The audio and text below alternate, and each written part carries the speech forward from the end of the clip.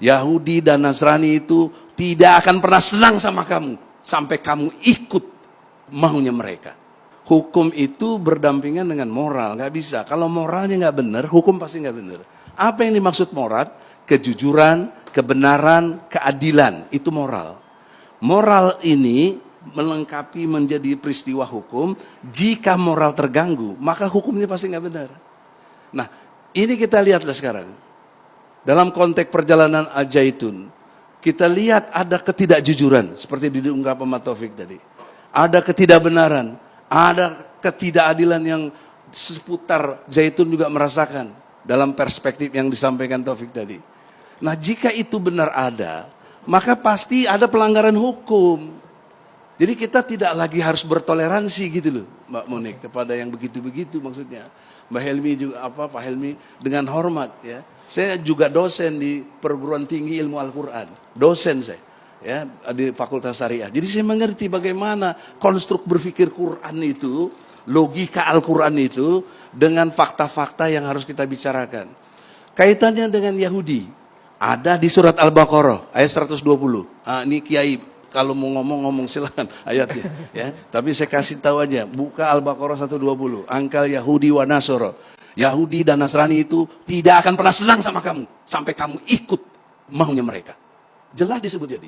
Kemudian di ayat berkait dengan Al-Maidah 51. Jangan kamu pilih pemimpin Yahudi dan Nasrani. Jelas semuanya konstruknya itu. Maka di dalam konteks kaitannya dengan moral, keiman juga termasuk bagian di situ. Kita beriman nggak sama ayat-ayat ini? Kalau kita beriman dengan ayat-ayat ini, sudah selesai sebenarnya ini. Tapi persoalan seriusnya yang perlu diperdebatkan lagi tadi. Ada orang-orang yang jenderal berpengaruh, membackingi, membela. Ini harus dikenain pasal 55 dia. Masih dugaan. Bukan dugaan, orang jelas di TV tadi dia ngomong kok. Ngancam lagi bahkan. Bahkan pernah ngomong siapa yang berani ini. Udah dilaporin ya? Siapanya? Udah dilaporin tuh. Tapi nggak diproses. Juga proses demo kemarin 2 hari. Betapa ada kurang lebih menurut hitungan rasionya ada 1.500 polisi yang menjaga. Gitu? Harusnya kalau menurut Undang-Undang Nomor 9 tahun 98 tentang unjuk rasa pasal 13 mestinya polisi memfasilitasi siapa yang mendemo ketemu yang didemo, bukan membrigade makan pakai kawat berduri atau kalau di istana pakai beton sekarang. Itu nggak benar, nggak menjalankan undang-undang tentang unjuk rasa gitu. Oleh karena itulah, saudara-saudara, ini para mahasiswa nih yang punya moral idealisme tinggi. Jadi kita ini dalam penegakan hukum udah amat sangat tidak benar. Kenapa? Karena moralnya tidak benar, yang seperti saya sampaikan tadi. Kalau moralnya benar, jujur benar, adilnya terjaga, maka penegakan hukum pasti benar.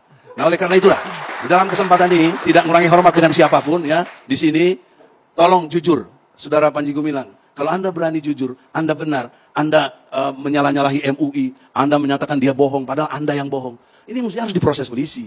Karena penodaan, penyimpangan, penistaan agama telah terjadi. Kenapa pertanyaan seriusnya? Kok belum ada tindakan dari pihak kepolisian atau kejaksaan? Kalau sedang proses jangan dihalangin dong demonya. Demonya itu harusnya difasilitasi, ditemukan. Karena kiai-kiai kita yang dari Banten, dari teman-teman lain yang saya lihat juga berdemo itu sudah jelas dia pesannya untuk supaya dihentikan. Tapi bagi saya, ada nilai baiknya Al-Zaitun, kemewahan yang ada tadi dan memfasilitasinya untuk belajar itu bagus.